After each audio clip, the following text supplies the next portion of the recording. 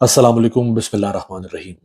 عثمان ڈار جن کا سب سے پہلا انٹرویو ہوا تھا، جو زبردستی لوگوں سے مار دھاڑ کر کے، لوگوں کو اٹھا کے اغوا کر کے ٹارچر کر کے ان کے انٹرویوز کروائے گئے، ان میں سے 3 انٹرویوز تھے۔ پہلا عثمان ڈار کا ہوا، اس کے بعد پھر صداقت عباسی کا ہوا، اور اس کے بعد پھر شیخ رشید صاحب کا ہوا۔ تو یہ تینوں انٹرویوز اتنے شرمناک طریقے سے کروائے گئے، اتنے بھونڈے طریقے سے کروائے گئے، بے شرم طریقے سے کروائے گئے، ظلم جبر اور فسطائیت کی انتہا سے کروائے گئے کہ اس کے بعد پھر ریاست کو یہ انٹرویوز کروانے والا سلسلہ روکنا پڑا۔ ورنہ لگ یہ رہا تھا کہ جو اٹھایا جا رہا ہے اب اس کو زبردستی لا کے انٹرویو کروا کے اور اس سے معافی منگوائی جائے گی کہ یہاں میں کانوں کو ہاتھ لگاتا ہوں اور میں کہتا ہوں کہ جی میں عمران خان کو چھوڑتا ہوں اور میں 9 مئی کی مذمت کرتا ہوں فلاں فلاں۔ تو پہلا انٹرویو جو ہوا تھا عثمان ڈار کا، عثمان ڈار کا انٹرویو کیا تھا کامران شاہد نے۔ کامران شاہد پر بڑی تنقید ہوئی کہ آپ کو پتہ بھی ہے کہ عثمان ڈار کو اٹھایا گیا ہے، اور عثمان ڈار کو کراچی سے اٹھایا گیا تھا۔ میں وہ ساری کہانی بھی جانتا ہوں کہ انہیں کہاں سے کیسے اٹھایا گیا۔ مختصر آپ کو بتا دوں کہ ان کے ڈرائیور سے غلطی ہوئی کہ اس نے موبائل سم آن کی، جیسے سم آن کی تو وہاں چھاپا پڑا اور ان کو اٹھا لیا گیا، چھپے ہوئے تھے۔ صداقت عباسی صاحب کے ساتھ بڑا ظلم ہوا، بہت ظلم ہوا، ناقابل برداشت ٹارچر ہے، ناقابل برداشت۔ جو کمزور دل افراد ہیں وہ ٹارچر کی کہانی سن ہی نہیں سکتے جو ٹارچر صداقت عباسی پہ ہوا۔ شیخ رشید، میرے اپنے انٹرویو میں شیخ رشید نے یہ بات پچھلے سال 2024 میں بتائی تھی کہ شیخ رشید کو کرین کے ساتھ باندھ کے الٹا لٹکانے لگے تھے، اور پھر کسی نے کہا کہ یار یہ وہیں پہ کھڑے ہوئے میں سے کسی نے کہا جو پنڈی کا رہنے والا تھا کہ یار بوڑھا آدمی ہے، وزن بھی زیادہ ہے، تو یہ نہ کرو کہیں خدا نہ خواستہ کچھ ہو گیا تو مسئلہ بن جائے گا۔ تو پھر چھوڑ دیا شیخ صاحب کو۔ پھر جس جگہ پہ ان کو رکھا ہوا تھا، وہ جو چلا وہ کہتے ہیں نا چلا کاٹا، چلا بڑا سخت چلا تھا، بہت سخت چلا تھا، بڑی خوفناک کہانی ہے۔ چلیں بات پھر کہیں اور نکل جائے گی۔ تو عثمان ڈار کا جو انٹرویو ہوا تو کامران شاہد نے دنیا نیوز پہ کیا، جس پہ بڑی تنقید ہوئی کہ یار آپ کیسے صحافی ہیں، آپ کو پتا ہے کہ عثمان ڈار بھاگے ہوئے تھے، چھپے ہوئے تھے، آپ کو پتا ہے کہ ان کو اٹھا لیا گیا، آپ کو پتا ہے انہیں اٹھا کے کئی دن تک لاپتہ رکھا گیا، آپ کو پتا ہے کہ جب لاپتہ رکھا گیا تو جب ان کو برآمد کیا گیا تو وہ ان کا وزن ہی گرا ہوا تھا، وہ بالکل سوکھ کے ایسے تنکا ہو گئے ہوئے تھے عثمان ڈار، اور اچانک وہ آپ کے گھر آ گیا اور آپ نے انٹرویو کر لیا۔ تو اس کا ابھی جواب دیا ہے عثمان ڈار کے انٹرویو کا کامران شاہد نے، اور اس کے اوپر عثمان ڈار کے بھائی عمر ڈار کی تردید آ گئی ہے۔ سب سے پہلے آپ سنیں کہ کامران شاہد نے اس انٹرویو کی کہانی کیا سنائی ہے کہ میں نے وہ انٹرویو کیوں کیا تھا، کیسے کیا تھا، اور مجھے تو نہیں پتا تھا کہ ان کے ساتھ کچھ ظلم ہوا ہے یا ان کو ٹارچر کیا گیا ہے، اور میرے پہ تو کوئی دباؤ نہیں تھا کہ ان کا انٹرویو کرنا ہے۔ وہ تو مجھ سے عثمان ڈار کے بھائی اور عثمان ڈار وغیرہ کی طرف سے رابطہ ہوا کہ یار آپ اس کا انٹرویو کر لیں۔ تو اس کے اوپر پھر عمر ڈار، عثمان ڈار کے بھائی نے بڑا سخت اور منہ توڑ جواب دیا ہے کامران شاہد صاحب کو۔ پھر میں آپ کو وہ بتاتا ہوں، پہلے ذرا آپ کامران شاہد صاحب کا یہ دعویٰ سن لیں۔ کال آئی جو کہ نارمل نمبر سے موبائل سے کال تھی، اور اس میں انہوں نے کہا کہ عثمان ڈار صاحب جو آپ سے ملنا چاہتے ہیں اور آپ کو انٹرویو دینا چاہتے ہیں۔ تو میں تو بڑا خوش ہوا۔ یہ سب آپ کو کیوں کال آ گئی؟ باقی سارے اتنے ایک بندہ جو اپنے بھائی، اس کا بھائی مجھے بتا رہا ہے کہ اس نے یہ میسج دے کے گیا تھا کہ اگر میں غائب ہو جاؤں تو بس ایک ہی شخص سے رابطہ کرنا ہوا ہے، کامران شاہد۔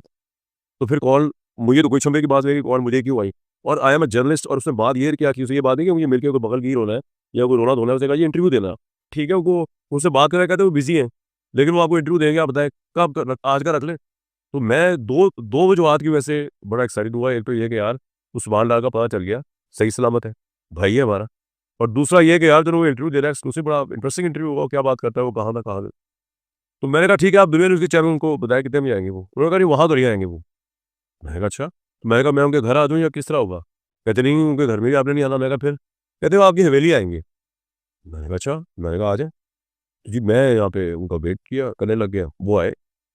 تو آنے کے بعد انہوں نے مجھے کچھ تفصیلات ایسی ہیں جو ان کے میرے درمیان ہے، جو وہ بتائیں گے تو میں ضرور بتاؤں آپ کو، لیکن یہ انٹرویو میں نے ٹوٹلی عثمان ڈار کے لیے کیا۔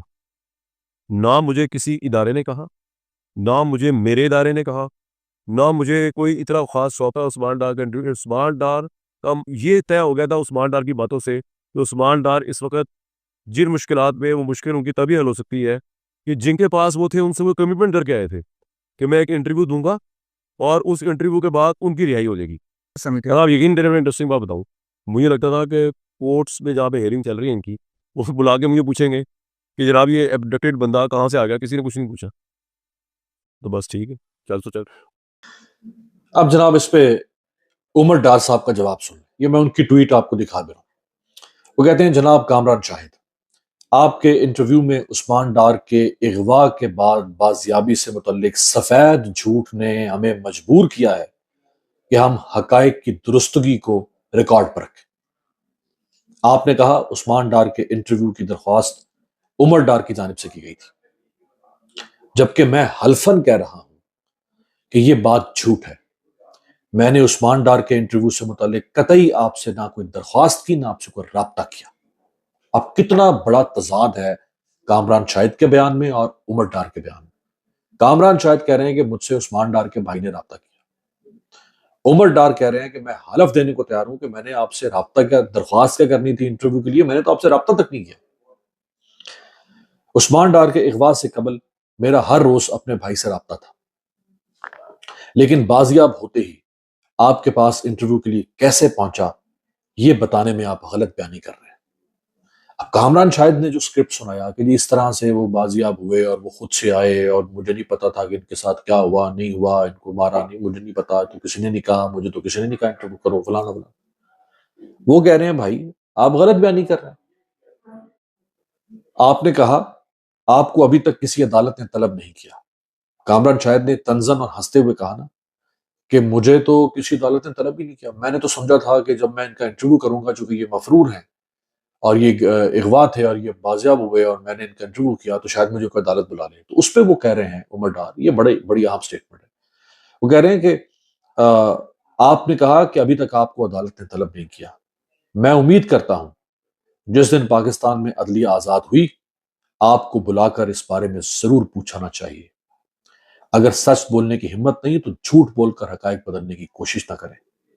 یہ ویسے بڑا شرمناک کام کیا ہے کامران شاہد صاحب نے کہ جو کچھ ان لوگوں پر بیتی ہے، صداقت عباسی، عثمان ڈار، شیخ رشید، میں صرف آپ کو اتنا کہہ دوں خدا کی قسم یہ آپ کے دشمن کے ساتھ بھی نہ ہو جو ان لوگوں کے ساتھ ہوئی۔ میں صرف آپ کو اتنا کہہ رہا ہوں کہ جو ہوا ہے نا ان کے ساتھ وہ آپ کے دشمن کے ساتھ بھی نہ ہو، آپ کے اوپر تو بہت دور کی بات ہے۔ اور سب جانتے ہیں، جس نے انٹرویو کیا سب کو پتا ہے کیا ہوا، اور بعد میں آپ یہ کہیں کہ جی نہیں ہمیں تو پتہ نہیں تھا کہ یہ انٹرویو کیوں ہو رہا ہے، کیسے ہو رہا ہے، اور یہ تو اچانک ہو گیا اور وہ خود آ گیا انٹرویو دینے کے لیے۔ آپ ایک شخص جس پر ظلم ہوا، آپ اس کے ظلم کی تصدیق تو نہ کریں نا کم از کم۔